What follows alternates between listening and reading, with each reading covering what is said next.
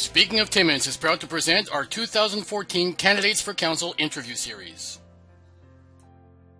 It's my pleasure to welcome our guest today, Ryan Plouffe, candidate for Ward 5 in the upcoming municipal elections. Can you tell our viewers a little bit about yourself, your background, and what led you to run for council in 2014? Well, I'm somebody who grew up in Timmins, lived here almost my whole life. I grew up in the Mount Joy area. Uh, I ended up, I was a part of the music scene a lot as I was growing up. I played with the Timmins Symphony Orchestra for a while. I went to school, French Catholic school, at Saint-Morin, St. Charles, and then because I got Ontario afterwards. I then went off to Cambrian College in Sudbury, where I took a general business course. I then came back to Timmins, currently a broker with BMT Insurance. And why I decided to run in the elections this year, I think I was tired of waiting for anybody else to make the decisions that I wanted to be made. I kind of wanted my voice to be heard, probably more directly than it was just speaking through the current councillors as it was. And at the same time, there were a lot of decisions that were being passed on by current council that I would have liked to have seen happen. Some people brought it forward, but it kept getting stamped down, and I want to be a part of moving it forward. And I think that's why I decided to run this year. What do you believe should be the top 2 or 3 priorities for the new council? I think the top priority that I would say is getting more efficiency. I know we always talk about fiscal responsibility, and I think a part of that is going to be improving the efficiency within our separate departments, whether it be with the department heads, with management, and that'll trickle down hopefully to all the employees at the same time. I think if we can improve that efficiency, we'll get more bang for our buck out of them, out of our tax dollars especially, and then hopefully that'll lead towards what everybody wants to see is either the taxes not increasing or even decreasing in the future. I think also one of the big problems is definitely our infrastructure, and we hear about, I think we all can agree on that, all the candidates that are currently running. The money needs to go towards that at some point. We need to do it properly the first time, and then I think, we need to look at, hopefully we can get something like the Connecting Links program again, so we can get some extra funding to help repair that main route through town, because right now, having cut that 90 cents for every dollar that we were receiving off of that was a killer, and it's something we're struggling to make up, and hopefully we can have a new chance to make that up in the future. If elected, what priority would you like to see addressed in Ward 5 specifically?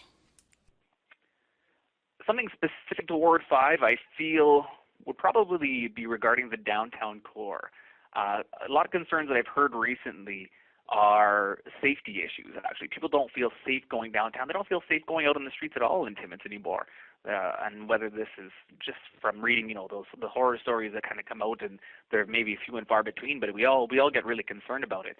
So I think I'd really like to work with the Timmins Police and see a little bit, maybe more of just have their presence downtown. I think their presence downtown, the concerns I've heard from business owners is that there's people in the laneways, that there's garbage. Have people patrolling through there so that we can make sure there's nobody standing in the laneways, nobody loitering, making these people feel, maybe they're not dangerous themselves, but maybe making people feel uncomfortable and have that scary thing. We need to really rectify that so that we can bring people back to that downtown core and that we can see some more development there. Many candidates and taxpayers in this campaign have spoken about this being an election of change. What changes would you like to see on council and at City Hall? I think on council, I'd just really like to see people working together to move forward. There always needs to be that voice of reason who says this is why we shouldn't do things, but we really need a group who can look at the situation at hand and really weigh the pros and cons and not necessarily stop it from going forward all the time. I think there's definitely some good steps that we've made, but I feel there are sections where we have been held back before by certain people or by the main core group that kind of seem to band together very often. So hopefully, whether new council will be able to bring forward a proper argument when they're trying to change something, so that they can, convince the other councillors at the same time to move forward and provide, the proper stats and facts so that they can make a good case for change. Ward 5 includes the downtown core, and many business people operating in that part of town are wondering what the new council will try to do to increase the amount of traffic in the downtown core. I think what we need to do there is really just encourage people to be opening up their new businesses downtown. And I'm not sure exactly what'll do that. I know right now I've been hearing a lot about increasing parking, and then other current surveys that are being done show that there is lots of parking, but it might not just be as close as everybody wants it to be. At the same time, do we need to attract bigger businesses downtown? Is that something that they're interested in? And that'd be something I'd be really interested in talking to the big businesses about, see if they're interested in going back downtown. I remember the day of having, I believe it was Kmart. I might be, a little young to remember it down there, but I believe there's a big retailer that used to be downtown, and what made them leave was it the parking issue, and I can't see anybody having the room to park if they wanted to go to a Walmart if it was downtown. So that's something we need to look at. At the same time, like I said, the safety issue is something we need to address so that people feel safe going downtown. Everybody complains about it after dark. Whether an improved police presence downtown will hopefully help rectify that. At the same time, I think the Timmins downtown BIA is doing some good work, and maybe they can do even a little bit more to help rectify some of these issues. And we've done some good steps with the urban park. I think is great to get people back downtown and get them interested. And I hope to actually head a new Buskers Festival downtown, something else maybe that I can work in conjunction with the urban park, get some street performers down there so that they can kind of introduce street performance to Timmins. I have friends who have lived in Timmins, grew up in Timmins, and then ended up leaving because there's no market here in Timmins for them to make their money. But it'd be great to have them come back around, show everybody what they can do, and that'll maybe interest new people in getting into that at the same time, so that it'll be something new for the city of Timmins. What 3 living individuals that you have never met would you like to go out for dinner with? I think because I just love his movies, I'd have to go with Will Ferrell as one of them, and I think I would just laugh the whole time. Terry Crews is probably another, current celebrity that I think is hilarious. I guess I really like to laugh. That's probably, I don't know if that's a good thing or a bad thing. And third, I probably have to go, I actually really like George Stroumboulopoulos. I think I'd like to really sit down and talk with him, so that would have to be my third pick. What book should every person read in their lifetime? I usually read pretty light stuff. If I were to pick a really good book, I'd probably say that, we should all read the dictionary. I'm currently up to Aardvark, and it's a riveting book so far. What has been your favorite travel destination?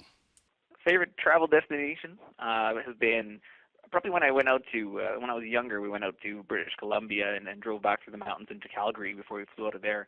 And I actually loved when I stopped in Jasper. We stopped in Jasper for the night, and it was 35 degrees outside, and we could only get a small room, hotel room with a fan, and it was just killer.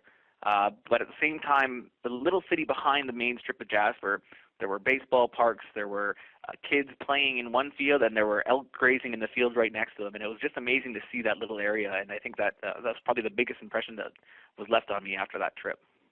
What 1 or 2 items would people be surprised to see on your bucket list? On my bucket list, one of the things would be skydiving, definitely. It's something that I've always wanted to do, and if I can sneak it past my wife someday, I might be able to hop on a plane and then later jump out of it. She won't let me do it with her permission currently, though. Also, I'd love to go and travel to Scotland or Ireland, somewhere with a pub, so that I could just sit in that, sit there and enjoy a beer, where I feel like that's a big part of the society. It's a different aspect than it is having a beer with friends here in Canada. I think it's just something that I'd love to do one day. Well, that does it for this edition of the 2014 Speaking of Timmins Candidate Interview Series. My name is Frank Rock, and this is Speaking of Timmins.